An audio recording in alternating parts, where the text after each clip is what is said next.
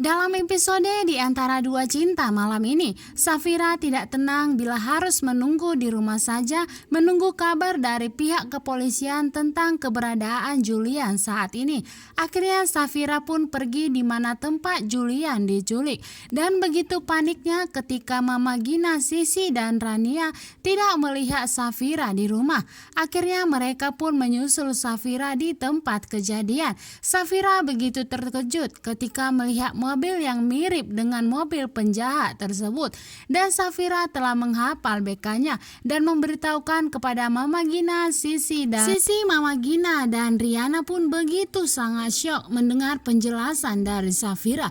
Akhirnya mereka menemukan sedikit titik terang di mana keberadaan Julian saat ini, dan dengan segera Mama Gina mengajak Safira ke kantor polisi kembali untuk memberitahukan plat nomor yang telah dilihatnya yang telah menculik anaknya. Di lain tempat bisa kita lihat Mona yang menjadi selalu garda terdepan untuk menjaga hubungan antara Safira dan Julian. Mona menyuruh anak buahnya untuk mencari Julian sampai dapat, karena tentunya Mona tidak mau apabila Julian tidak ditemukan, nantinya Rafael akan memiliki banyak kesempatan untuk mendapatkan Safira. Mona tidak akan terima apabila Rafael kembali lagi bersama Safira. Sementara itu akhirnya Romi bertemu dengan Dania di rumah sakit. Dania menggertak Romi dan mengatakan agar segera membebaskan Julian, karena memang Dania berpikir bahwa Romi lah yang telah mencuri Julian. Saking begitu cintanya Dania kepada Julian, Dania tidak mau terjadi apa-apa kepada Julian. Akhirnya Dania pun mengancam Om Romi. Sementara itu Om Gunawan yang selalu berusaha untuk menyatukan kembali Dania dan Safira.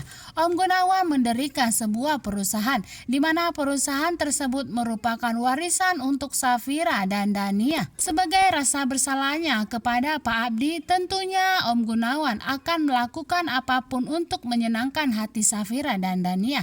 Surat pernyataan tersebut disimpan di dalam laci, namun sepertinya Om Gunawan lupa untuk menguncinya.